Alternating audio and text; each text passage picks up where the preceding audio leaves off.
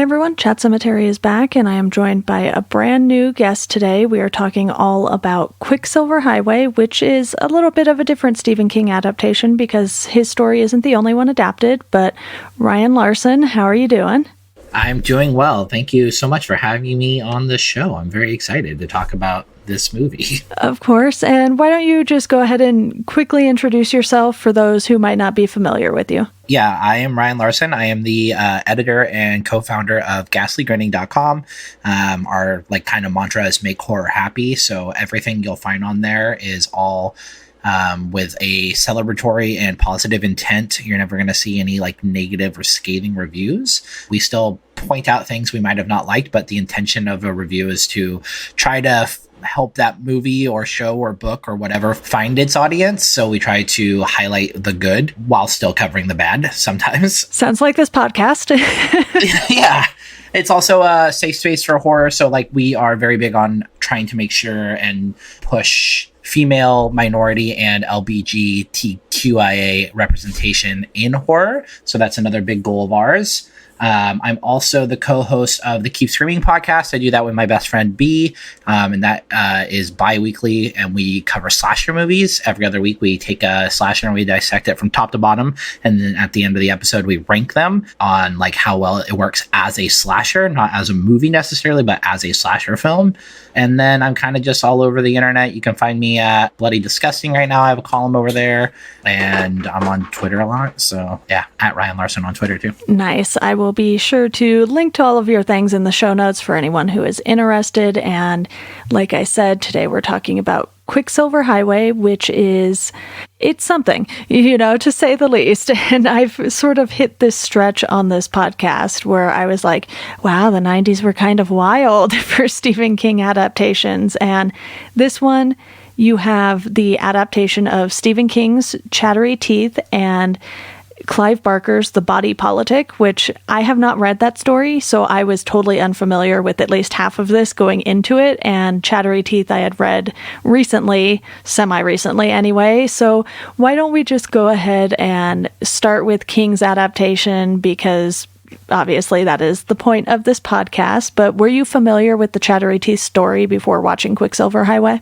Stephen King is definitely, like most horror fans, I would venture to say, is one of my favorite authors. I've been reading King now for, I don't know, the better part of 2 decades, probably. I think I got my first Stephen King book when I was in 6th grade. It's funny, my mom wouldn't let me watch rated R movies or play rated mature video games, but she didn't really put a whole lot of foresight into what I was reading. So she was like, well, it's a book, right? So books are good. So I think I started reading King at a particularly young age. I was always I was an advanced reader, so that was cool. So I think I picked up King probably around 5th or 6th grade is when I read Salem's Lot, was definitely my first one. Okay. Yeah, but I love his book of his books of short stories. They're probably some of my favorites. And so I definitely was familiar with Chattery Teeth, before going into the movie. And what's funny is I'd seen this movie before so long ago, though, I forgot that is the story they picked to adapt for it. Yeah, I hadn't even seen it, and this one is actually really hard to find, and I don't know why, but I ended up having to watch it on YouTube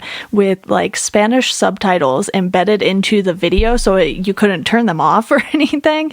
So I was like, well, I guess I'm getting a Spanish lesson during this as well. So at least the movie itself was in English, and I could understand and not have to read everything. But it was just super bizarre because it's you can't rent it or buy it on iTunes or anything. It's not on any streaming services. I was like, okay, the DVD is $50+ on Amazon. So I just did a quick YouTube search and I was like, well, someone uploaded it and it hasn't been taken down. So that is how I'm going to watch it. But really with Chattery Teeth, from what I remember, it follows the story pretty closely. And I will note that this is directed by Mick Garris, who is a very frequent King flyer, as I like to say, because he has done quite a few adaptations. He did a lot of the TV stuff in the 90s. He did The Shining, which I talked about just before this episode. And you have just this very specific style that I think Mick Garris goes for, and that's why King likes collaborating with him so much, especially on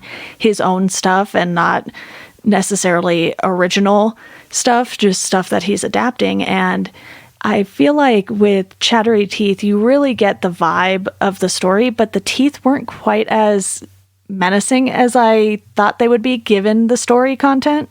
Mm-hmm. I was excited when I saw it was Mick because I know that Mick Garris like did that string of like King adaptations. And what's funny is I saw Mick Garris's The Shining before Stanley Kubrick's The Shining. Oh, okay. And again, because my mom monitored a lot of what I watched, and that's actually how I happened upon, I know I saw this movie when it came out because it was on TV. And like anything I could find horror on TV, I just ate up because like my mom, it was, before TV Mature like really existed and, like late night, like I wasn't watching like FX or anything. So like I got kind of a skate by on that too. So I know I saw this when it came out.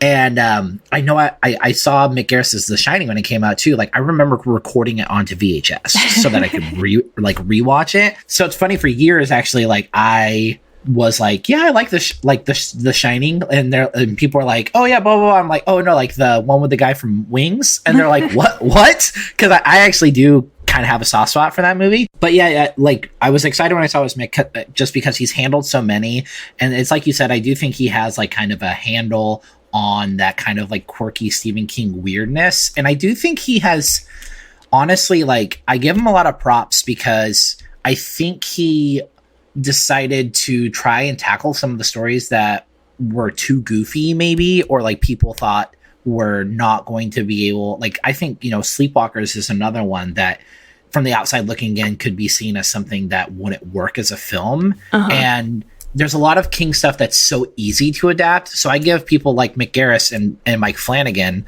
a lot of credit for trying to tackle these stories that, like Chattery Teeth, like realistically, when you look at all of his short stories, like that's not going to be the first one that people pick up as something they want to adapt. So I give him props for being so bold with it. Yeah. And even though I haven't really loved a lot of the Mick Garris stuff, I have an appreciation for him doing a lot of these adaptations and making them for TV, because back then you had a lot more rules about what could and couldn't be shown on screen, especially when you're doing stuff like The Stand and even just The Shining. It wasn't quite as iconic in look as Kubrick's because you didn't have, this giant thing of blood coming out of the elevator and all of this other stuff that you could get away with in movies or today with television series. And because of the time period, I'm always taking these things into account when I'm discussing these, because these aren't things that I grew up with. I was 4, I think, when this came out, so it wasn't something that was on my radar until I really started getting into reading Stephen King, and the idea came about to start this podcast. But for me, to see some of the weirder stories like Sleepwalkers and Chattery Teeth be adapted, it just goes to show how much people really enjoy King's work, and it's kind of one of those refreshing moments where you're like, oh, I'm not the only weird one who loves a lot of his stuff. Okay, here we go. And obviously, with him being a bestseller and the movies doing so well, the TV shows getting a lot of viewers for the time, you can tell that he has stories that resonate with people. And I don't necessarily think that the combo of Chattery Teeth and The Body Politic are relatable stories because they're a little too off the wall, but you get this sense of, okay, if we were in this guy's shoes, we would feel the exact same way about this hitchhiker who was standing in the middle of a road during a sandstorm, as he did. So there are still relatable aspects, even if the thing wouldn't actually be happening. These teeth aren't going to outright attack anyone, because that's not something that is going to happen unless you build them in a way to where you can program them now. I guess in 2020, anything is possible. That's true. Yeah. I still think that's why King sells so well and is so relevant, is because he does create like very relatable human stories. And even when the situations are outlandish, the people and their reactions are usually still pretty normal and like grounded. And that's why I've always been attracted to, like, I just think he has a handle for writing people very well, for the most part. And even like you said, even in something like this that is literally about a pair of chattery teeth, like giant chattery teeth that spring to life and murder a man, the reactions of the men in the story around those teeth are still completely relatable. And I think it's those little touches that King throws in too, like in this story, how our main character Bill, right, how he calls his wife and he talks to his son, and like he's trying to get home for his son's birthday, and like, you know, he's already like very tired from this trip because he has to go on the road to make sure that his family is taken care of. Like, I think it's those little like details that King throws in there. And not only that, like also just like the quirky personalities of our diner owners. I do think there's a lot of those little things he does that make something that much more relatable. And not to say like something that doesn't do that can't be good. Like I just read Paul Tremblay's book of short stories and I really liked it, but it's very different than Stephen King. And like that was one thing, like it's a lot more, to me, it's a lot more abstract, I guess you could say. Okay. And it's those little human touches, I think, that keep me coming back to Stephen King all the time. Yeah, I think that's what made me want to really start to dive into his work, because I hadn't been reading things chronologically at the beginning. I had read The Shining, I had read Cell and The Girl Who Loved Tom Gordon, so it was just a really random mix of his stuff. It wasn't even like some of the biggest novels aside from The Shining. It's not like I had read It and Pet Sematary and Carrie right off the bat. So after reading 4 or 5 of his novels, I was like, okay, my mom has a ton of them.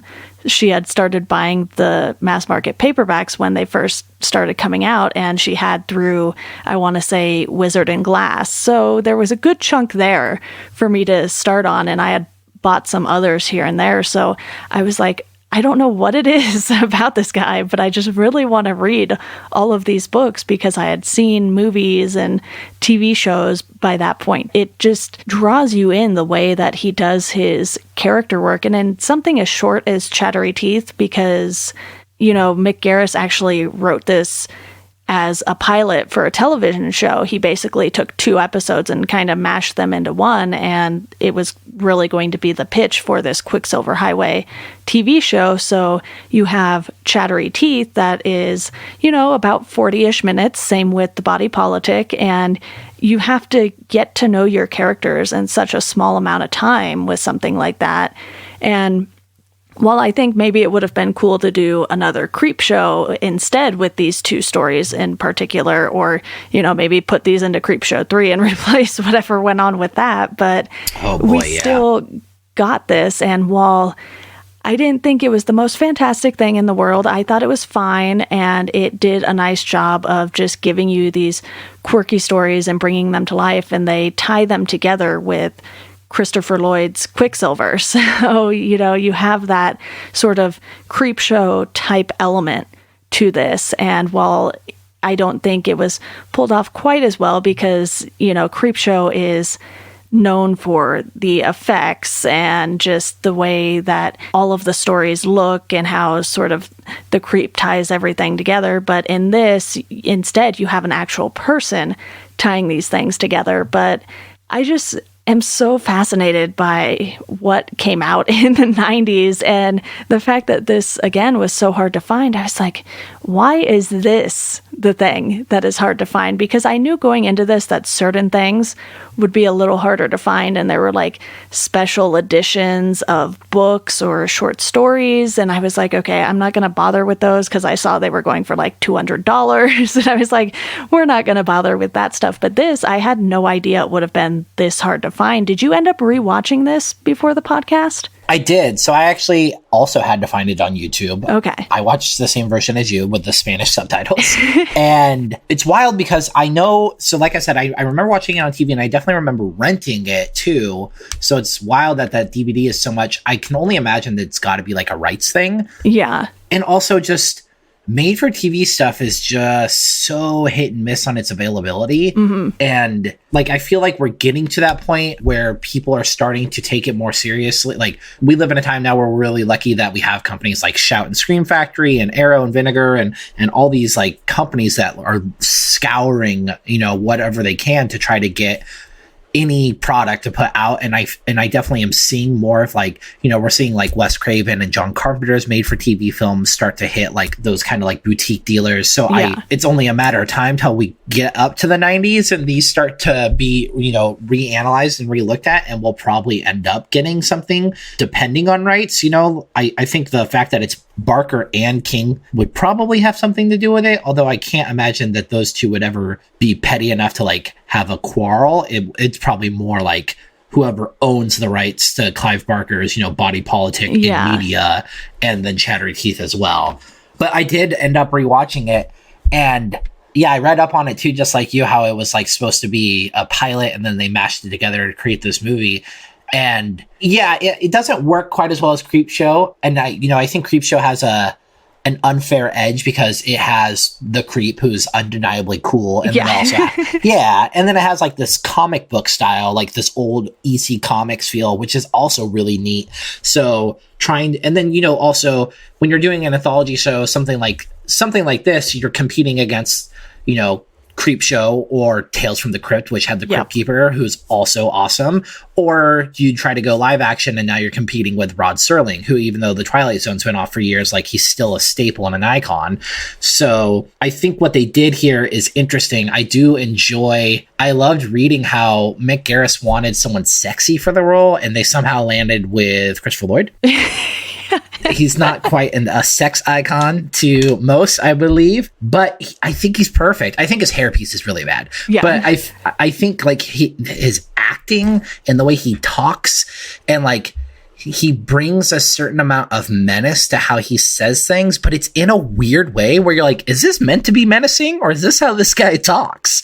So I think that actually really worked for the character, and I kind of like his backstory of like, I'm just a keeper of tales and telling these stories, and like, you take away from them what you want to, because I'm just telling you the story. Whatever you need to take away from it, that's on you now. I've told you this story, so you do with it what you please. I would like to note too that during the whole Chattery Teeth lead up, you have this sort of Airstream trailer that he's towing, and the lady walks into it and it just looks so much bigger than the actual trailer ever would. So you kind of get this sense that there's something a little supernatural going on with that scene. And then when you see him later, you know, in the tent at the circus or whatever it is, and he just has so much more space than it looks like on the outside. You kind of just get this vibe where you're like, oh, okay, he's one of these people and he's telling you a story, but he's probably not telling you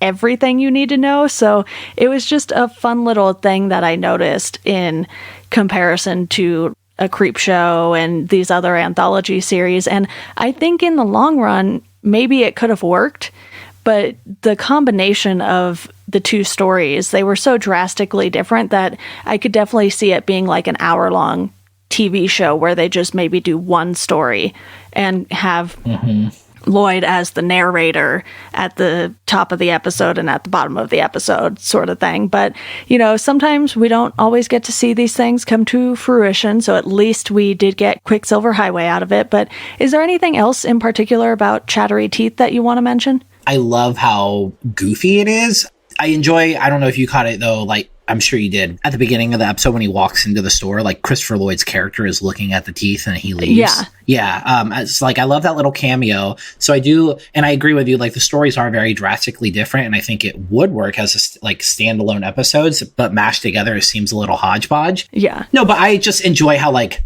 bonkers it is. Like, you know, I think again, Garris realizes, okay, there are parts of this that I can make as serious as they need to be. So like the part where, you know, the hitchhiker is essentially like holding him up and threatening to steal the car, and, you know, Bill kind of loses it. Like that stuff all seems like it's very tense and like suspenseful, with still a little bit of like mania in it to keep it from being too serious. But then when we need to go off the rails. Like Garrus is not afraid to straight up just have this pair of chattery teeth chomping on a dude and dragging him out into the desert.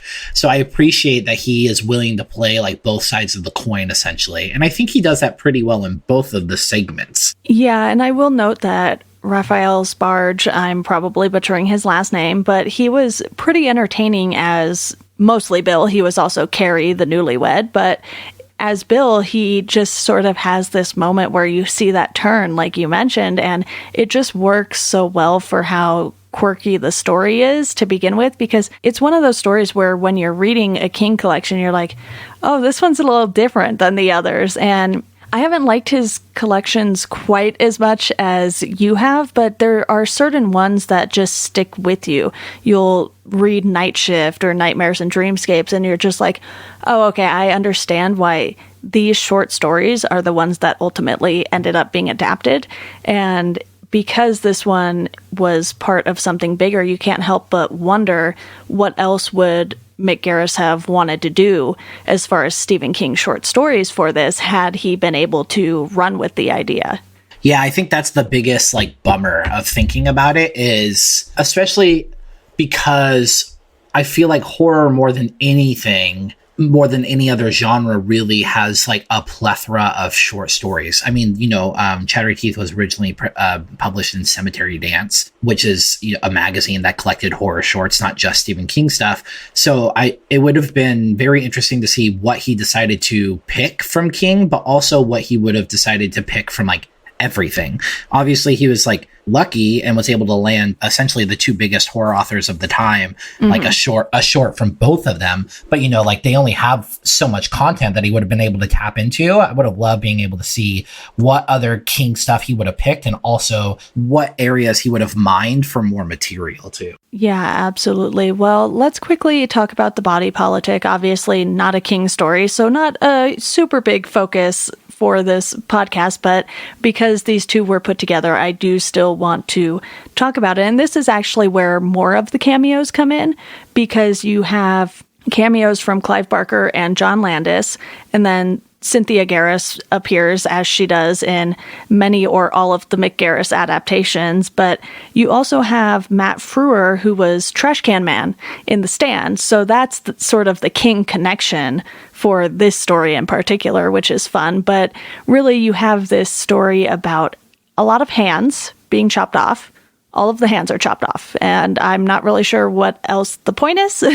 So I will admit straight up, I'm not the biggest Barker fan in general. Okay. He's super hit and miss for me. I don't really care for Hellraiser. I appreciate the cultural impact it's had on horror and on like pop culture, but I'm not a huge Hellraiser fan. I think like my favorite Clive Barker that I've seen is Nightbreed. Okay. Because Nightbreed kind of hits all my sweet spots of like, this feels like a comic book misfit team of monster superheroes.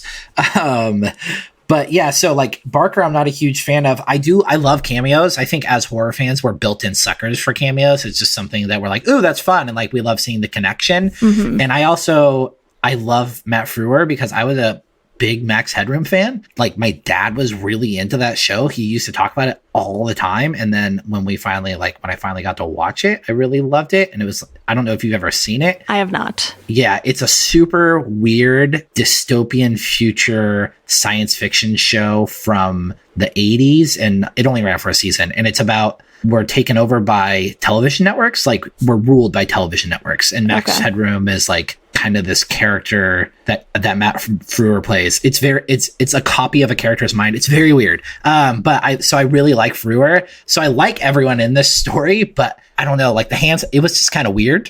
Yeah. I like the wraparound segment a lot. I thought that was cool, like for it with the hand of fate and everything. But the actual segment itself, I was just kind of like, yeah, this seems kind of like a Clive Barker thing because he does love body horror, and which is also maybe a reason I'm not super into Barker, because I don't love like body horror stuff either. Okay. For me, at least, it's still enjoyable because of the actors in it, but it's definitely out of the two segments, like it's the one I like less. Same here, and I literally had just watched Hellraiser in October of 2019, so for anyone listening, shortly after this is released, it is only April 2020 right now, that when we're recording this, so it wasn't all that long ago that I finally watched that movie because it was such a staple in horror. I kind of felt like it was one I should watch. If I don't watch the sequels, maybe that's okay. But, it's one of those things where I've always been familiar with Clive Barker's name, but I've never really wanted to dive into a lot of his work. And I don't even think it's necessarily for me the body horror aspect. I think it's just because, one, I have been reading so much Stephen King right now. It's like all other horror almost doesn't exist, at least as far as what I'm reading goes. I'll still watch things like the recent Invisible Man movie, which I really enjoyed, and I will certainly go out and see other horror movies, but I'm not investing nearly as much time into other horror authors right now, just because this podcast is such a process, as any King fan can imagine, because he's done so much work and had so many of his works adapted. It's just too much for me to try to be like, okay, let me read all of the horror novels right now. Right. No, that makes sense. I've never read a whole lot of his stuff either. It's always something I've wanted to. I'm pretty close to being done with King as far as his bibliography goes. Okay. There's a few odds and ends I gotta tie up, but other than that, I'm pretty darn close to having read everything he's written. And so Barker is someone I've always wanted to tackle, just because what I do like of Barker, I really like. I really like Nightbreed. I love Candyman. I have a lot of fun with Rawhead Rex, which is a ridiculous movie, but I still think it's fun. So the things I like, I definitely like. It's just the things I don't like, I really don't care for. So I do want to read his work to see if it's the translation to screen that I'm not caring for, or if he's just hit and miss as an author for me too. So it's something I'll get around to for sure. But it's the same thing as, like I said about Hellraiser, infinite respect for the man and what he's done for horror. He's obviously a huge icon, and I've heard nothing but great things about Clive Barker. So no disrespect to him at all. Just Hellraiser's not really my jam. And there's so many different types of horror that if one particular subgenre isn't quite your thing, there's so many other things to enjoy. And honestly, with this segment, the thing I enjoyed the most was Matt Frewer's performance by far. And I was reading that it took him 3 days straight to try and get the weird hand movements down. And then he was kind of having nightmares or something that his hands were going to go crazy on him. And it certainly is something that you can see how powerful it could be from a body horror aspect. But just with how Chattery Teeth went, and then to have this, it felt too disjointed to really work together as even just an anthology movie, which I know seems weird to say, given that I did enjoy Creepshow and I watched the Shudder Creepshow as well. But it was just something where, because I think there was also more CGI in the body politic, it just felt a little off. It didn't feel like you had a lot of sort of the visual aspects that you expect from this kind of horror. I would have loved to see maybe some more practical effects used, because when you have all of the hands coming together, they're not really practical effects. Yeah, it's funny that I read that the guy who plays the hand in Addams Family helped with that segment, which I thought was really funny. I agree with you. And part of that is because realistically, they weren't supposed to be together. Mick wanted to do this as a separate series, and then he ended up having to smash two things together, which I agree with you. They feel very disjointed. It's kind of just proof positive once again that practical effects will always be better, because they're always going to stand up to the test of time more. So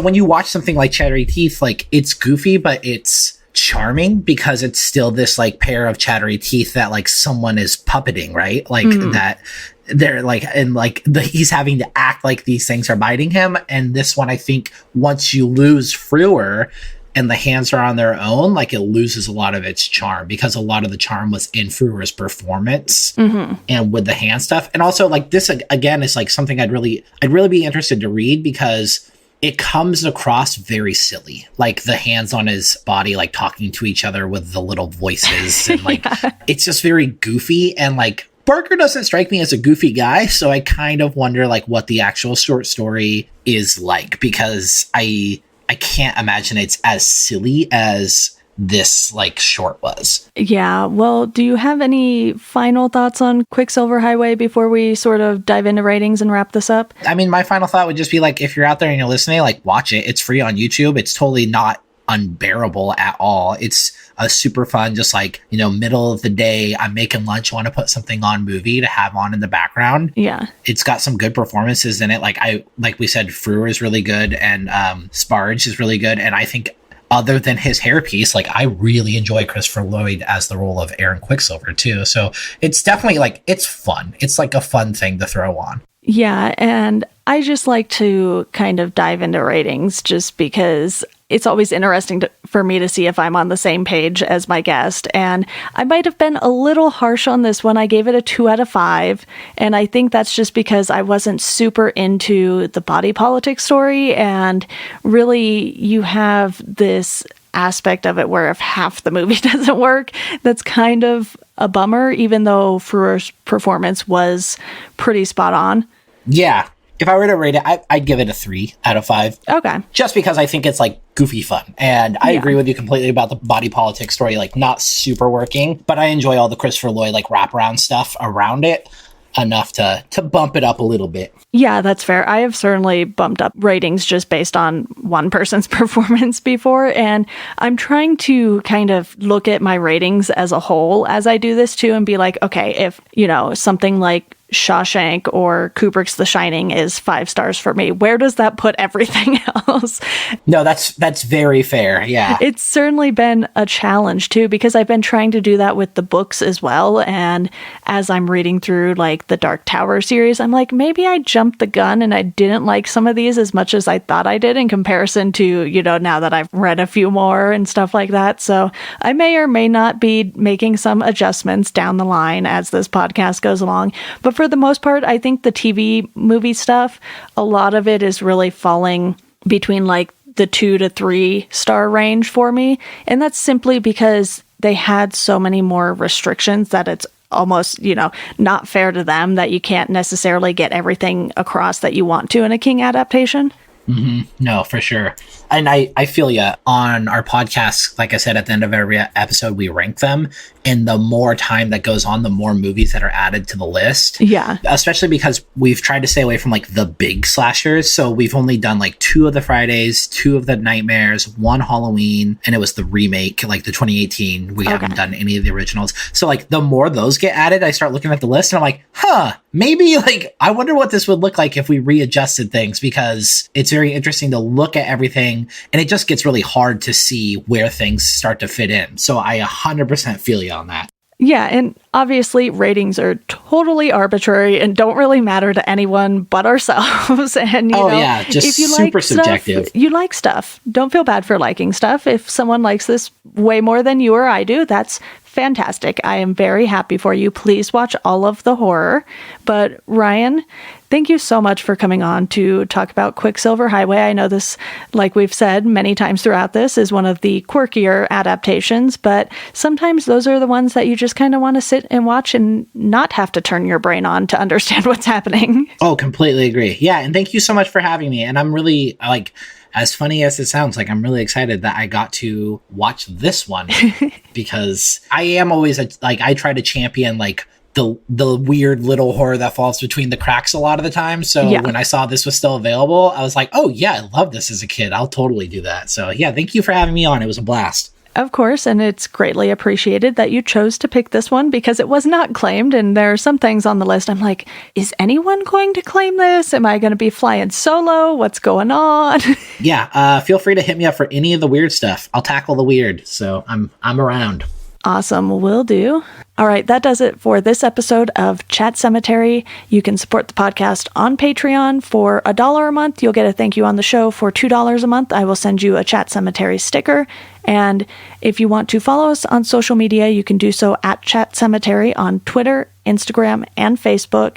You could also rate and review the show. That's a huge help. And as always, thank you for listening, and we hope you enjoy the rest of your day.